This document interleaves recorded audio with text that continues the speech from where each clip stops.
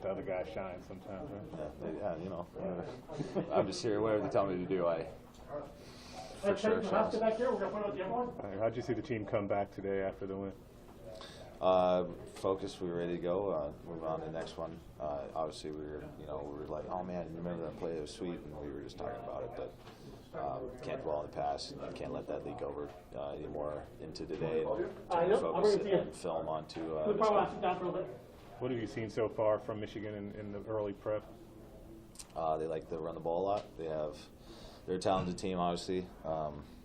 They do a good job. Downhill running, they're a Big Ten team. We got to stop the run and make them a one-dimensional team. It's more fun as a defender, get ready to play a team that you know is going to try and run it at you and try and be physical. Oh, it's fun every week. I mean, I love football. You know that. Whatever the team gives us, I know that me and my guys will be ready for it. We'll have a blast either way, playing defense with each other. What do you see from Michigan on film so far?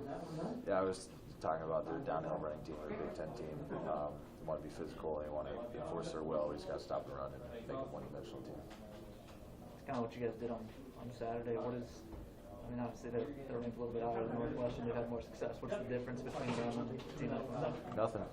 Like I say every week, name is face of the opponent. You don't care if they're ranked or not ranked or who they are. We just got to focus on what we're doing and go play defense, get caught in the act of being ourselves. You've played in games here. Obviously, you've been to games previous to that. How special was it on Saturday night, the atmosphere? Yeah, that was pretty sweet, man. That was one of the best atmospheres. Memorial brings it every Saturday when we have a game there, and it's I can't take it for granted when we go other places. I love this place, love the people. It's a great place to play. Do you have teammates that come up to you and are awestruck by seeing that? Because there's a handful of guys that hadn't played here at a night game yet or for a night game yet, so were they kind of surprised and taken aback by it too? I'm not. I mean, they probably thought it was just as cool as I did, and but we got to do a good job as leaders of locking those guys back in and making everything seem in between the stripes and not making everything so big. You guys have made major strides this year defending the run. Where have you guys grown to in order to make that improvement this year? Just understanding the system and understanding how to tackle properly and proper leverage. Playing with each other for so long, we understand that, and just building that culture of action, building that as a defense. We set the standard, we have the culture. We got to go do it every practice, and stack those enough. Good results are going to happen. What's the challenge in defending the option stuff the offense likes to run in practice? Is that difficult for you guys? Just got to understand your responsibilities. You got to have your eyes big. You got to play fast. It'll take most of it will take care of itself, but you got to be disciplined. You got to play where your eyes are at, and got to play fast. Sounds simple, but other teams are having a lot of trouble with it. What is the element that they can't? Yeah, simple, not easy. It's easy to sit up here and be like, oh yeah, I'm the pitch guy, you're the quarterback guy, and, I'm the alley guy. But it's simple, not easy. You can talk about it, you got to do it, rep it. You got to be conscious about it. You got to know what's going on. So last year was kind of an outlier year in a lot of ways with everything you guys kind of had to deal with. But coming out of last season for you individually, what did you feel like were maybe your 1, 2, 3 things that you needed to work on most coming into this season? Yeah, pass rush was one of them. Needed, me being an edge rusher, I needed to actually claim the title, and do what I needed to do for the position.